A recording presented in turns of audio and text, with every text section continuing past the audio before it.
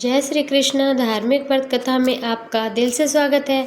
आइए हम सुनते हैं पितरों की एक और कथा। क्या पितरों का श्राद्ध न करने से क्या हमें वे श्राप देते हैं?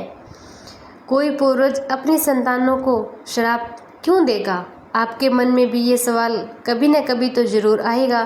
पितृपक्ष में पूर्वजों को प्रसन्न करने के लिए उनका तर्पण, श्राद्ध, अन्नदान करने के लिए कहा जाता है।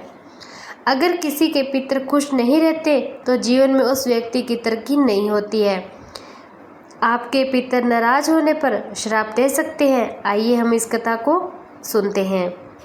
गरुड़ पुराण के अनुसार हमारे पूर्वज ही हमारे पितर होते हैं। इसका अर्थ यह है कि जब कोई मनुष्य अपनी पूरी उम्र बिताकर धरती लोक से विदा लेता है तो अपने कर्मों का लेखा जोखा देने के बाद उसे कुछ समय पितरलोक में बिताने को मिलता है। अब पितरलोक में वृद्ध अवस्था में मृत्यु को प्राप्त हुए पूर्वज निवास करते हैं और पितरलोक के देवता जो पितरलोक के राजा प्रधान माने जाते हैं। वही यमराज को पितरलोक का न्यायाधीश भी माना जाता है। पितरों को दो श्रेणी में रखा जाता है, एक दिव्य पितर और दूसरे मनुष्य पितर। दिव्य पितर उस श्रेणी का नाम है जो जीवधारियों के कर्मों को देखकर मृत्यु के बाद उसे क्या गति दी जाए इसका निर्णय वे करते हैं। पितरों का निवास चंद्रमा के पूर्व भाग में माना गया है। मृत्यु के बाद आत्मा 1 वर्ष से 100 वर्ष तक पितरलोक में रहती है। पितरलोक के श्रेष्ठ पितरों को न्यायधात्री समिति का सदस्य माना गया है। ये किसी पूर्वज के अच्छे और बुरे कर्मों का निर्णय ले सके।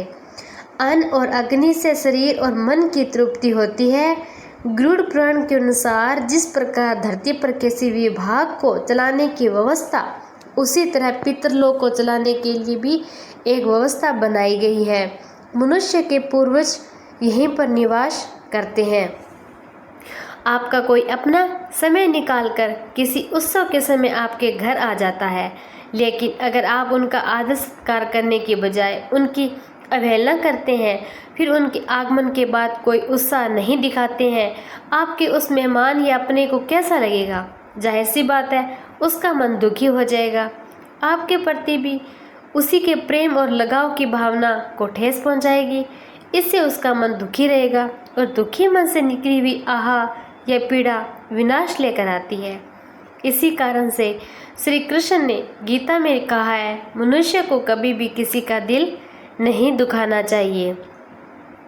जब भी किसी दुखी मनुष्य से किसी को शाप मिलता है तो फलीभूत होता है। जैसे महाभारत में गांधारी और महारानी नहीं बल्कि 100 कौरवों की माँ थी। जब कुरुक्षेत्र की रणभूमि में रक्त जनित युद्ध हुआ तो गांधारी के 100 पुत्र उसमें मारे गए थे। गांधारी जानती थी कि श्री कृष्ण भगवान विष्णु के अवतार हैं। अगर वे चाहते तो युद्ध को रोक सकते थे, लेकिन फिर भी उन्होंने युद्ध को नहीं रोका। इसलिए दुखी होकर गांधारी ने श्री कृष्ण को श्राप दिया था कि उनकी यदुवंश का भी नाश हो जाएगा। समय के साथ दुखियारी गांधारी का शाप भी सच हुआ था। पितरलोक में पितरों की योनियां निर्धारित की गई है, लेकिन आपके पितर किसी भी योनि में क्यों न हो, उनका तर्पण, श्राद्ध कर्म अवश्य ही करना चाहिए। पितर अपने पुत्र और पोत्रियों और पोत्रों के द्वारा किए गए श्राद्ध कर्म की जरूर स्वीकार करते हैं। जब पितर दुखी होकर दरवाजे से वापस चले जाते हैं तो उनके दुखी मन से निकली आहा अपनों को लगती है।